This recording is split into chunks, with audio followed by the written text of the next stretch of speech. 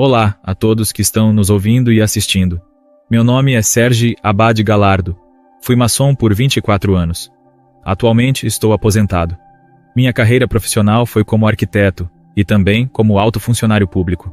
Entrei na maçonaria por volta dos 32 ou 33 anos e saí aos 57 anos.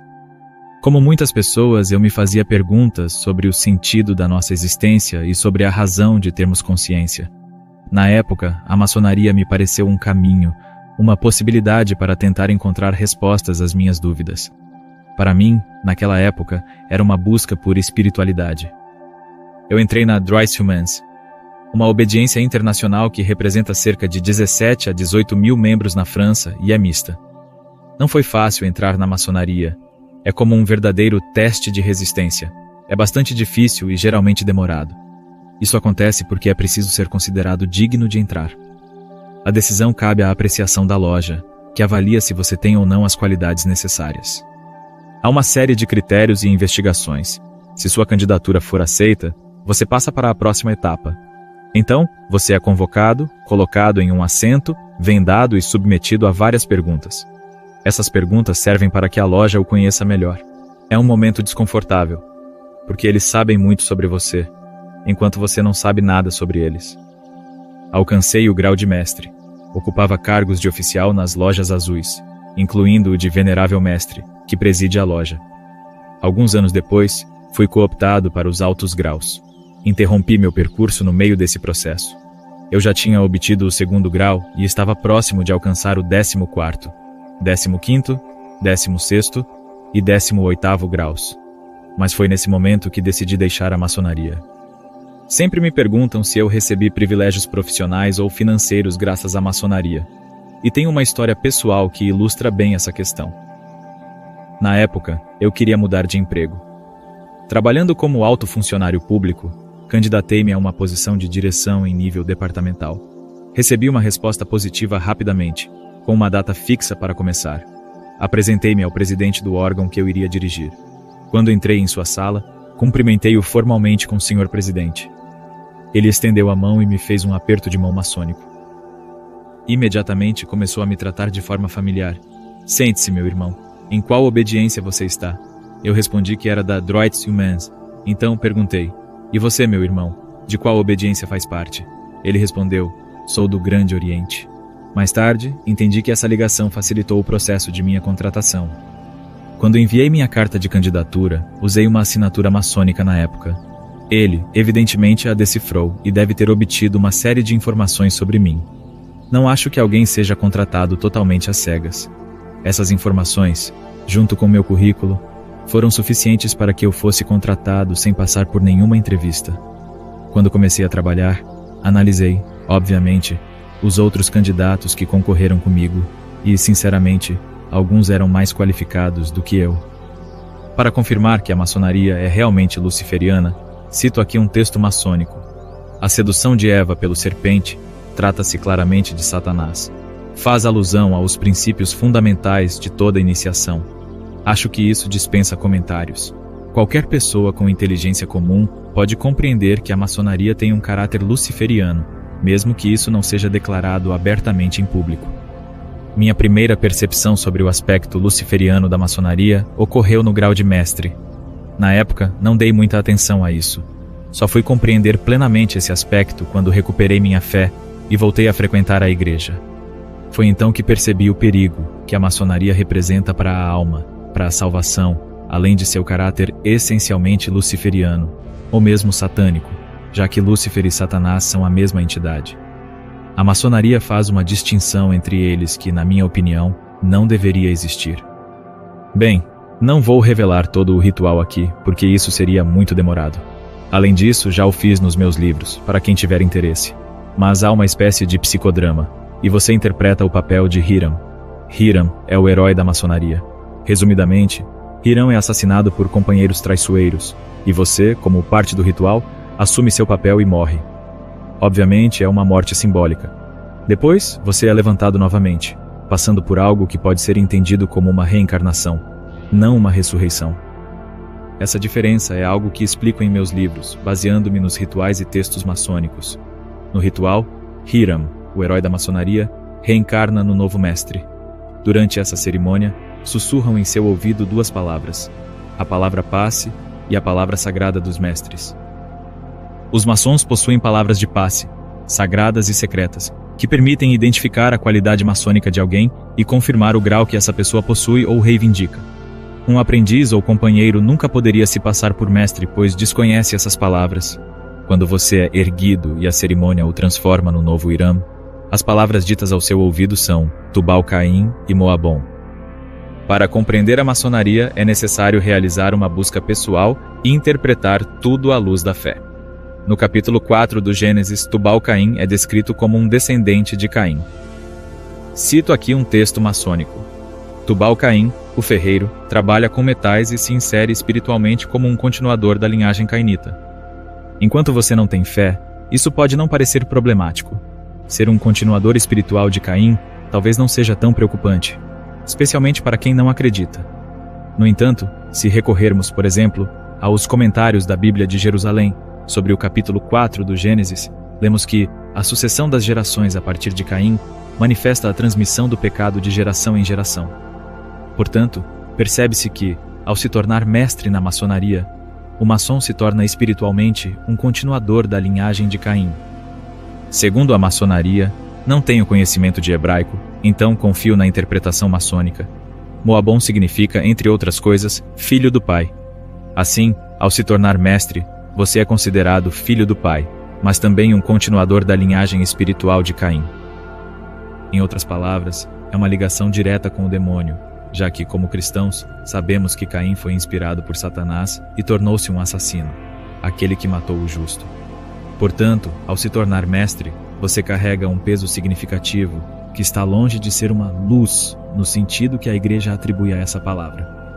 No final, todos esses rituais são muito misteriosos. O aspecto luciferiano da maçonaria não é particularmente explícito.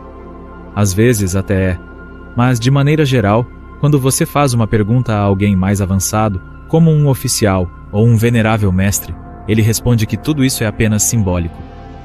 O simbolismo, porém, é algo muito poderoso e não deve ser subestimado. Um símbolo manifesta uma força. Lembro-me, por exemplo, de uma ocasião no 1º grau, embora eu já fosse mestre na época, durante uma cerimônia de retorno à luz. O venerável mestre fez algo que parecia uma glorificação de Lúcifer. Senti-me muito desconfortável com aquilo e fui perguntar ao venerável mestre sobre o significado. Ele explicou que Lúcifer não era Satanás, mas apenas o anjo de Deus, portador da luz. Acredito que isso seja resultado de uma completa falta de conhecimento bíblico. Não pretendo insultar os maçons, especialmente de determinados graus, ao insinuar que eles não têm conhecimento.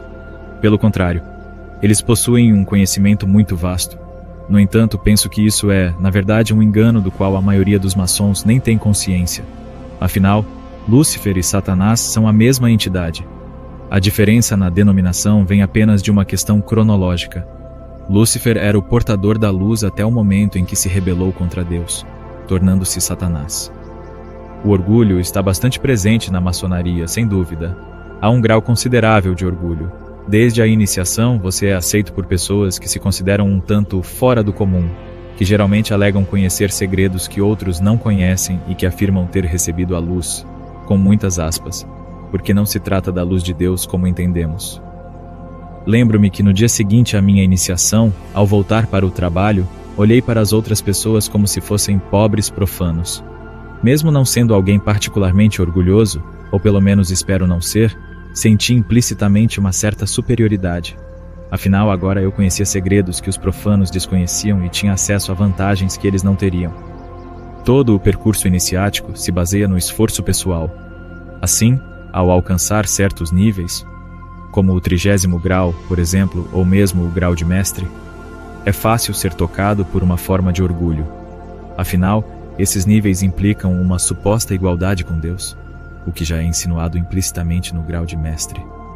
Certo dia, enquanto eu estava em oração, ouvi a voz de Jesus. Deus havia permitido que meu último trabalho fosse próximo à Catedral de Narbona, onde havia um Cristo crucificado. Naquela época, percebi que havia uma distância entre mim e o Cristo. Embora eu estivesse começando a acreditar na existência de Deus, não de forma meramente conceitual, mas vivencial e profunda, minha fé parecia um pouco enfraquecida. Lembro-me de ter rezado e perguntado ao Cristo: por que você está se afastando de mim? No exato momento em que terminei essa pergunta, ouvi a resposta. Foi algo muito estranho, mas ele me disse: não sou eu que me afasto de você, é você que se afasta de mim. Essa resposta me desarmou completamente. Fiquei muito surpreso e pensei que talvez Deus estivesse tentando me dizer algo. Conversei sobre isso com uma amiga muito religiosa, que me aconselhou a fazer um retiro na abadia de La Grace. Segui seu conselho, e o cônego que me recebeu indicou minha cela. Quando ele fechou a porta e me despedi, virei-me para o interior da cela e vi um crucifixo na parede. Não consigo descrever de outra forma. Fui tomado por uma emoção avassaladora, mas repleta de alegria. Caí de joelhos, em lágrimas, sentindo todo o amor que Cristo tem por nós. O que mais me surpreendeu foi o amor que senti por Ele naquele momento. É um pouco difícil reviver esses momentos. Não sei se consigo contar nos dedos de uma mão as vezes que chorei em minha vida. Mas naquele dia, fiquei muito surpreso com as lágrimas que escorriam. Senti-me como uma criança diante de seu pai. Foi algo muito intenso.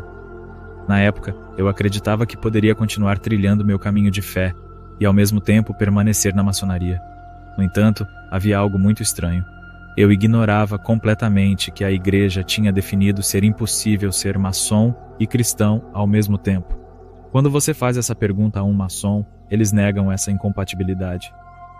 Lembro-me de ter questionado meu padrinho na maçonaria sobre a excomunhão, e ele me deu a resposta habitual dos maçons: não, isso não existe mais. Era algo do passado. Contudo, posso afirmar e testemunhar, com base em textos e raciocínios, não apenas os da igreja, que essa incompatibilidade é real e atual. Depois de viver uma experiência ao mesmo tempo brutal e magnífica de comunhão com o amor de Cristo, comecei a me sentir desconfortável nas reuniões da maçonaria. Passei a olhar os rituais com outros olhos e, sinceramente, já não conseguia mais permanecer ali. Houve um intervalo entre esse encontro com Cristo, que ocorreu em 2012, e minha decisão de me desligar da maçonaria, que só aconteceu em 2013. Durante esse tempo, amadureci minha decisão. Refleti bastante e compreendi que não era possível ser cristão e maçom ao mesmo tempo. Como não sou uma pessoa que joga em dois lados, decidi me desligar da maçonaria definitivamente. Quando você sai da maçonaria, seus irmãos e irmãs viram as costas para você. Para eles, você deixa de existir. No meu caso, eu realmente fiz tudo para desagradar a maçonaria. Escrevi, falei abertamente e voltei para a igreja. Mas, acima de tudo, denunciei ao Ministério Público irregularidades financeiras nos contratos públicos do órgão que eu dirigia na época. Essas irregularidades eram fruto de um esquema envolvendo uma rede político-maçônica. Isso levou alguns políticos de alto nível a serem julgados no tribunal. Alguns escaparam, provavelmente porque tinham os contatos certos na maçonaria. Outros não. Mas, como você pode imaginar, naquele momento, fui completamente ostracizado. Devo mencionar que a maçonaria tem uma espécie de filosofia de ajuda mútua. Enquanto você é alguém que pode contribuir para a maçonaria ou para certos maçons e, ao mesmo tempo, precisa de algo, a ajuda é garantida sem grandes dificuldades. Porém, quando você se torna um pária, é imediatamente excluído. Os maçons da sua própria loja rapidamente escolhem o lado que consideram mais vantajoso. Geralmente, o lado do poder que você denunciou. Assim, da noite para o dia, me vi sem apoio algum, sem amigos e completamente isolado. Fui simplesmente demitido do meu trabalho. Eu era funcionário público de alto escalão e perdi o cargo. Vale destacar que fui servidor por 35 anos. Durante esse tempo, sempre recebi avaliações anuais extremamente positivas, muitas vezes elogiosas. Sempre fui um profissional sincero, competente e dedicado. No entanto, fui demitido por insuficiência profissional. Eu não julgo as pessoas. Acredito que existam muitas pessoas sinceras e até mesmo boas na maçonaria. Entretanto, critico a doutrina. Na maçonaria, você encontra pessoas encantadoras, assim como, na igreja, pode haver pessoas menos recomendáveis. As pessoas têm suas qualidades e defeitos. No entanto, a doutrina maçônica é algo extremamente questionável. Deus nos criou livres, então eu diria aos maçons e àqueles que consideram entrar na maçonaria que essa é uma decisão livre. Tudo depende do que buscam na vida. Se buscam esoterismo, ocultismo ou até magia, mesmo que esses elementos sejam introduzidos de forma sutil e progressiva, que sigam esse caminho, se assim desejarem. Porém, devem estar cientes das consequências e preparados para enfrentá-las. Por outro lado, gostaria de dizer que, na minha visão, o único caminho capaz de verdadeiramente satisfazer uma alma é aquele que leva a Cristo. Eu gostaria de dizer, e até sonho com isso, que os maçons experimentassem a felicidade que encontrei ao me encontrar com Cristo. Muito obrigado pela oportunidade de estar aqui testemunhando sobre minha conversão. Deus os abençoe. Para aqueles que desejam saber mais sobre este tema, é possível adquirir os livros de Serge Abad Galardo. Ele tem 3 obras publicadas. A primeira é Servi a Lúcifer Sem Saber. As outras 2 são Porque Deixei de Ser Maçom e A Conversão de um Franco-Maçom. Tradução livre. Oremos. Senhor Jesus, queremos começar te agradecendo pelo testemunho de Serge que nos abre os olhos. Um testemunho edificante. Obrigado pela coragem que lhe deste para testemunhar e denunciar tudo o que viveu nas lojas maçônicas. Obrigado, Senhor, por iluminar aqueles que neste momento estão na maçonaria, seja de forma consciente ou inconsciente. Venha iluminá-los com a tua luz e dá-lhes a coragem de renunciar a isso, tornando-se luz para este mundo. Obrigado, Senhor, porque tu mesmo disseste, eu sou a luz do mundo. Pedimos que te reveles àqueles que estão em busca da verdade, especialmente nas lojas maçônicas. Talvez você que está assistindo agora esteja na maçonaria. Se está aqui neste momento, não é por acaso. O Senhor quer te revelar a verdade e a luz. Somente Jesus pode preencher o desejo do seu coração. Não espere até amanhã. Este é o momento favorável para decidir deixar a maçonaria e voltar-se para o amor de Deus, que te espera de braços abertos. Senhor Jesus, agora quero orar em reparação por todo o mal que é feito nas lojas maçônicas, por toda a influência que a maçonaria exerce no mundo, nas leis e na política. Senhor, tem piedade e perdoa tudo o que fere o teu coração. Também confio a ti todas as famílias que sofrem por ter algum de seus membros envolvidos na maçonaria. É uma dor enorme. Continuem orando por essas pessoas, pois o Senhor se deixa tocar pelas orações. Irmãos e irmãs, o próprio Senhor declarou que nada há de secreto que não seja revelado. Deus quer expor todos esses segredos e tudo o que acontece nesses rituais. Isso não agrada a Deus, como a Bíblia deixa claro. Proponho que oremos concretamente pela libertação de nossos países, para que não estejam mais sob a influência da maçonaria. Escrevam nos comentários: Jesus, liberta meu país, seguido do nome do país. Temos fé que o Espírito Santo agirá. Senhor, quero orar especialmente por todos os líderes do mundo e por aqueles que têm responsabilidades e estão na maçonaria. Peço que experimentem profundamente o teu amor e conduzam muitas almas a ti. Peço também, Senhor, que todos os maçons possam alcançar um verdadeiro arrependimento e buscar a reconciliação. Para essas pessoas, haverá um antes e um depois. E lembrem-se, nada é impossível para Deus. Amém.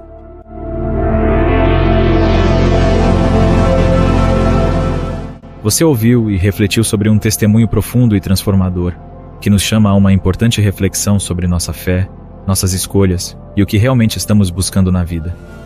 Agora pergunto a você: você está disposto a seguir o caminho da verdade e da luz? Ou continuará se escondendo nas sombras de doutrinas que distorcem a essência da fé cristã? Como você se sente diante dessa realidade? Será que chegou o momento de mudar? De renunciar a tudo aquilo que te afasta de Deus? Ou você vai continuar adiando a decisão mais importante de sua vida? Eu te convido a refletir e tomar uma atitude. Não deixe para amanhã o que pode mudar sua vida hoje. Agora vamos entrar nos ensinos da maçonaria de fato. Nós olhamos apenas... Leiam essa declaração. É muito mais importante que os homens tentem se tornar Cristos do que crer que Jesus era Cristo. Que citação direta! O Catecismo da Igreja Católica, este aqui, o Catecismo da Igreja Católica de Nova York, 1995, página 129, diz o seguinte: pois o Filho de Deus se tornou homem para que nós pudéssemos nos tornar Deus. O Filho unigênito de Deus, querendo que partilhássemos de sua divindade, assumiu a nossa natureza para que ele, feito homem, pudesse nos tornar deuses. Maravilhai-vos e alegrai-vos. Nós nos tornamos Cristo. Agora, nem todo o catecismo vai falar isso. Por isso, não procure isso no seu catecismo. É essa edição que fala isso. Porque esse é um catecismo para o círculo interno. Não se esqueçam disso. Manly Palmer Hall, no 33º grau da maçonaria, diz: o homem é Deus sendo feito. O hinduísmo ensina isso através de várias encarnações.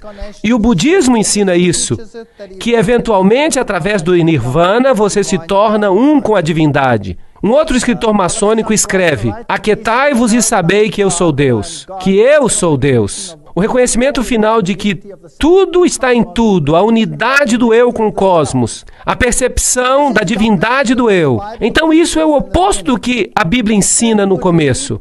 O pecado levaria à morte, mas a serpente disse: certamente não morrereis, sereis semelhantes a Deus. Então esta é a linguagem da serpente, não é a linguagem de Deus. Aqui está Lúcifer ensinando, não é Deus que está ensinando. O homem perfeito é Cristo, e Cristo é Deus. Esta é a primogenitura e o destino de toda a alma humana.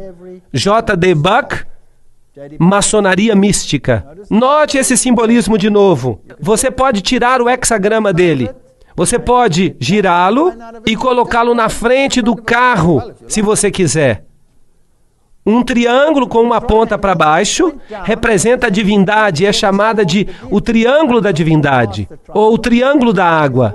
Com uma ponta para cima é chamado o triângulo da terra, o triângulo da pirâmide, ou o triângulo do fogo. E este emblema simboliza o homem divino e perfeito.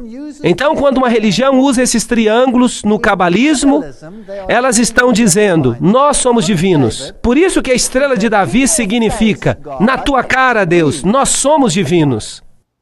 Esta é uma declaração terrível que eu estou fazendo aqui hoje à noite. Esta é uma declaração terrível.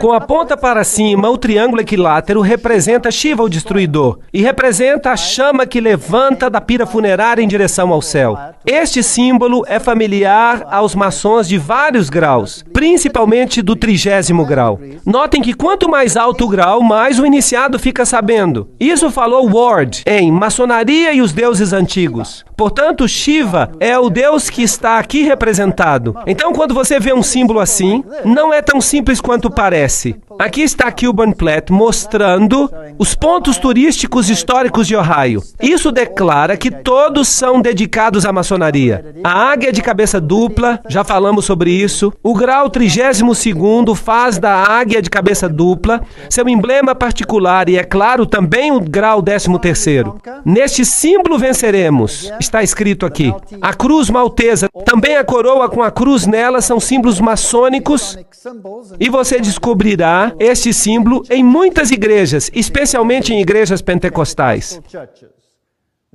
Então você tem vários graus de comaçonaria.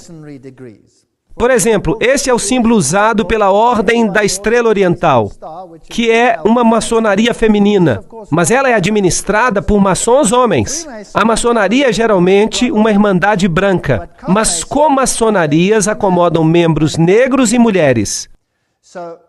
Então, para o não iniciado, parece que a raça branca é suprema. Mas uma vez que você chega a uma iniciação mais elevada, a história é diferente. Nimrod era adorado branco ou preto. Ali está o caos criado entre as raças. Então você tem a Ku Klux Klan, que é anti-negra. E você tem organizações que são igualmente anti-brancas. Isso é chamado de pensamento dialético. Lembram-se do princípio de Hegel?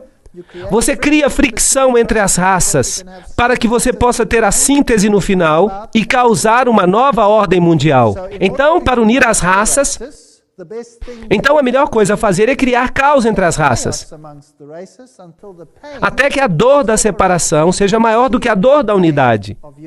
Você consegue entender o pensamento dialético de Hegel? Ele é doentio, mas é brilhante.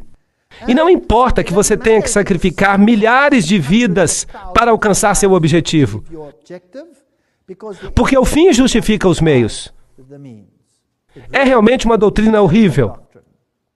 Então, se você vai até uma comaçonaria, este é o símbolo da comaçonaria. Será que os seus símbolos, palavras e expressões são também encontradas no ocultismo? Sim, claro que são. São usados na Aurora de Ouro e em outras sociedades, como já falamos. Aqui está a Ordem da Estrela Oriental. Aqui está o seu centro principal, a sede mundial, também conhecida como Templo Internacional. Ela fica em Washington, Distrito Federal. Esta aqui é a maçonaria da Sala do Príncipe. Esta é a maçonaria negra. Geralmente, nem os próprios maçons conhecem todas essas suborganizações. Mas quando você sobe nos escalões da maçonaria da Sala do Príncipe, então você se encontra com os Cavaleiros Templários lá em cima. Os Cavaleiros Templários. E isso lhes diz algo. Eles realmente usam esses nomes. Esses estão aqui. Esta é a sua própria página. Isso aqui não é nada premeditado. E os indivíduos mais altos no mundo negro, por exemplo, são maçons da Sala do Príncipe. Querem que eu mencione um nome? Nelson Mandela, se você está interessado. É assim que se parecem. Então não existe uma coisa como uma irmandade branca. Mas cada um desses grupos não recebe a informação individual. Esses são os níveis. Esses são os níveis da maçonaria e você pode preenchê-los. Os níveis de fato variam de acordo com a fonte. Esta aqui é a revelada por Ayn Rand, que era a namorada de Philip Rothschild. Ela cometeu suicídio. O humanismo é o nível mais baixo, são os maçons que não têm aventais. A YMCA, todo o movimento dos escoteiros, etc. Eles formam parte de organizações maçônicas. O Rotary, o Lions. O Lions, por exemplo, trata-se de Janus, o deus de duas cabeças. São todos símbolos. E essas são as boas organizações que parecem fazer coisas boas. Os maçons azuis, que são os maçons de João, fiquem com medo quando vocês ouvirem esse nome. O rito de York, o rito escocês, o comunismo, o Benai Berit, a maçonaria judaica, o Conselho dos 500, o Conselho dos 33. O Conselho dos 500 é também conhecido como Bilderbergers, o Concílio dos 13 e o mais alto nível que nós vimos, no qual o papado está envolvido, porque os jesuítas controlam todos eles. Aqui está o Papa à frente dos escoteiros mirins. E essa é a organização oficial, a fachada para as outras organizações. E ninguém sabe nada disso, então não os acuse. Mas olhem o simbolismo e você vai encontrar o simbolismo maçom lá. Vocês percebem? Há mulheres maçons que são muito importantes, claro. Helena Petrovna Blavatsky, fundadora da Sociedade Teosófica, Annie Besant, Alice A. Bailey, e Alice A. Bailey com seu marido, Foster. Ele era um maçom de 32º grau e parte de uma comaçonaria. Eles começaram uma companhia conhecida como a Ordem de Lúcifer. Mas depois eles mudaram para a Ordem da Luz. Esta é Helena Petrovna Blavatsky. Esta aqui é Alice A. Bailey. E esses aqui foram aqueles que escreveram O Segredo das Doutrinas Secretas. Claro que para alcançar os graus mais elevados, eles precisam ser homens. Por isso, Annie Besant é chamada de Irmão Annie Besant, maçom de 33º grau. O mesmo acontece com os egípcios. Se uma mulher se torna faraó, então ela tem que ser homem. Por isso, Hatshepsut, por exemplo, aparece com uma barba, porque ela se torna um homem honorário. Você não pode ser reencarnação do Deus Sol se você é uma mulher.